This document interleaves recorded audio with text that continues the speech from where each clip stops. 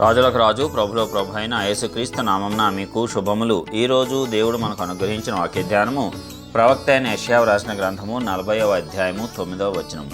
సియోను సువార్త ప్రకటించుచున్నదాన ఉన్నత పర్వతం ఎక్కుము, యెరూషలేమా సువార్త ప్రకటించుచున్నదాన బలముగా ప్రకటింపుము, భయపడక ప్రకటింపుమి, ఇదిగో మీ దేవుడు అని సకల పట్టణములకు ప్రకటించుము. ప్రియులారా, ఈ వాగ్దానాన్ని మనం పరిశీలించినప్పుడు సువార్త ప్రకటన అనేటువంటి దానిని దేవుడు ఎంతగానో ఇష్టపడతాడు. ఎందుకంటే దేవుని యొక్క శుభవర్తమానమును నీవు తెలుసుకున్న తర్వాత దానిని అనేకులకు నీవు అందించవలసినటువంటి అవసరం ఉంది. మరి దేవుడు సంఘాన్ని ఆ రీతిగా నిర్మాణము చేసి ఉన్నాడు. సంఘం అనగా ఆయన యొక్క శరీరము. మరి ఆయన శిరస్సుగా ఉండి ఆ సంఘాన్ని నడిపిస్తాడు. కాబట్టి సంఘము ఎంతో ఉన్నతమైనది. సంఘములో సువార్త ప్రకటించుచు మరి సువార్తను విస్తరింపజేస్తూ అందరికీ దేవుని గూర్చినటువంటి శుభవర్తమానమును తెలియపరుస్తూ ఉంటే సంఘాన్ని మరి దేవుడు బలపరచకుండా ఏం చేస్తాడు? అందుకే చెప్తున్నాడు, సువార్త ప్రకటించి మరి దేవుని యొక్క కార్యమును నెరవేర్చే ప్రతి సంఘాన్ని ఉన్నతమైన పర్వతం మీద దేవుడు ఎక్కిస్తాడంట. అదేవిధంగా బలముగా ప్రకటించమంటున్నాడు, భయపడక ప్రకటించమంటున్నాడు. ఎందుకంటే ఈ సువార్త ప్రకటనలో అనేకమైనటువంటి అవాంతరాలు ఎదురవుతాయి, ఆటంకాలు ఎదురవుతాయి. సంఘంలో నుంచే అపవాది అనేకులను లేవనెత్తుతూ ఉంటాడు, లేక సంఘం బయట లేవనెత్తుతూ ఉంటాడు. ఇట్లాగా అనేక రకమైనటువంటి ఆటంకాలు మరి అపవాది ప్రేరేపించి చేస్తూ ఉంటాడు. అయితే నీవేం చేయాలి? బలముగా ప్రకటించాలి, భయపడక ప్రకటించాలి. ఎందుకంటే దేవుడు సత్యవంతుడు, యథార్థవంతుడు. ఆయన యందు ఏ దోషము ఎక్కడా కూడా కనిపించదు. కాబట్టి అలాంటి సత్యదేవుణ్ణి ప్రకటించటానికి భయం ఎందుకు? అలాంటి సత్యదేవుణ్ణి మనమందరము పరిచయం చేయటానికి దిగులెందుకు? కాబట్టి బలముగా ప్రకటిద్దాం, భయపడకుండా ప్రకటిద్దాం, సకల పట్టణాలకు ప్రకటించమని చెప్తున్నాడు దేవుడు. మరి మొదట సంఘము ఎదిగితే అనేకులకు ఆ యొక్క సంఘం ఉపయోగకరంగా ఉంటుంది. సంఘంలో విశ్వాసులు ఎదగాలి. సంఘం ఎదగటం అంటే సంఘంలో ఉన్న విశ్వాసులు ఎదగాలి. మరి విశ్వాసులు సంఘాన్ని బలపరిచేటువంటి వారుగా ఉంటారు. సంఘంలో అనేకమైనటువంటి కార్యక్రమాలు చేసేవారిగా వారు ఉంటారు. మరి సంఘాన్ని కట్టడం అనేది విశ్వాస యొక్క పని.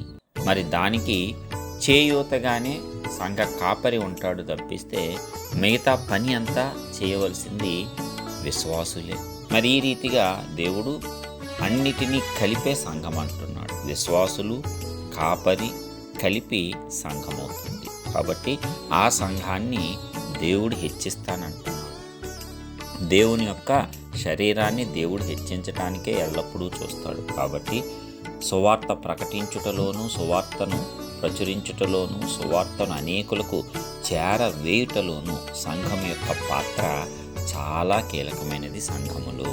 కాబట్టి ఏ రీతిగానైనా సరే మనము ఈ సమాజానికి సంఘాన్ని బలమైనటువంటి మరి హేతువుగా చూపించేటువంటి శక్తిని పొందుకోవాలి, బలాన్ని పొందుకోవాలి. అందుకే భయపడకుండా ప్రకటించాలి, బలముగా ప్రకటించాలి. మరి మన దేవుడు అందరికీ దేవుడు అని సకల పట్టణములకు ప్రకటిస్తే ఎక్కడ ఎక్కిస్తాడంట? సంఘాన్ని ఉన్నతమైన పర్వతం మీద ఎక్కిస్తాడు. మరి ఉన్నతమైన పర్వతం మీద ఎక్కటానికి ఆశ కలిగి ఉండాలంటే మరి పర్వతము చక్కగా ఎలాంటి ఆటంకాలు లేకుండా ఎక్కేస్తావా? నీవు తప్పనిసరిగా పర్వతం ఎక్కాలంటే ప్రయాసపడాల్సిందే. రాళ్ళు సరిగా ఉండవు, చెట్లు అడ్డగా వస్తాయి, అనేకమైన ఆటంకాలు. మరి ఆ పర్వతం అధిరోహించాలి అంటే, పర్వతం పైన నీవు ఎక్కాలి అంటే మరి కొన్ని ఆటుపోట్లు ఉంటాయి. వాటికి భయపడిపోతే ఎట్లా? దేవుని యొక్క కృప ఉంటుంది, ఆయన కాపుదల ఉంటుంది. కాబట్టి ధైర్యంగా విశ్వాసంతో ముందుకు సాగిపోదాం. దేవుని యొక్క కృప అందరికీ తోడుగా ఉండి బలపరిచి బలమైన సంఘంగా ప్రతి ఒక్క సంఘాలను, సార్వత్రిక సంఘాలను దేవుడు స్థిరపరచునుగాక. ప్రార్థించుకుందాం. మహోన్నతుడైన గొప్ప దేవ, ప్రియ పరలోకపు తండ్రి, మీ ఘనమైన శ్రేష్టమైన నామానికి వందనాలు చెల్లిస్తున్నాం. ఇప్పటివరకు కాపాడిన విధానం బట్టి వందనాలు. మరొక నూతన దినము నూతన వాగ్దానంతో మమ్మల్ని బలపరిచినందుకు నీకే స్తోత్రాలు. అవును తండ్రి, విశ్వాసంలోనికి వచ్చిన తరువాత ప్రకటింపవలసినటువంటి బాధ్యతను నీవు మా మీద పెట్టి ఉన్నావు. కాబట్టి మరి ముఖ్యంగా సంఘానికి ఆ బాధ్యతను అప్పగించి ఉన్నావు. మరి సంఘము సువార్తను ప్రకటిస్తే ఉన్నతమైన పర్వతం మీదకి నీవు ఎక్కిస్తానన్నావు. నాయన, భయపడకుండా బలముగా ప్రకటించమని సెలవిచ్చి ఉన్నారు. సకల పట్టణములకు ప్రకటించమని మీరిచ్చినటువంటి వాక్కును ఆధారం చేసుకుని దానిని పాటిస్తూ ధైర్యంగా మేమందరము కూడా ముందుకు సాగిపోగలగటానికి కృప చూపించండి. బలమైనటువంటి ఉజ్జీవంను సమాజంలో రేకెత్తించగలిగేటువంటి వారంగా ప్రతి విశ్వాసి కూడా బలపడేటట్లు మీరే కృప చూపించండి. భౌతిక సంబంధమైన వాటి మీద కాకుండా ఆత్మీయ సంబంధమైన వాటి మీద ఎల్లప్పుడూ దృష్టి నిలుపుచూ ముందుకు సాగి నిన్ను సంతోషపరిచే వారంగా, ఘనపరిచే వారంగా, నీకు మాత్రమే మహిమ ఇచ్చే వారంగా ప్రతి ఒక్క బిడ్డ ఉండునట్లు సహాయం దయచేసి ఆశీర్వదించండి. యేసుక్రీస్తు నామమున ప్రార్థించి పొందుచున్నాం ప్రియ పరలోకపు తండ్రి. ఆమేన్.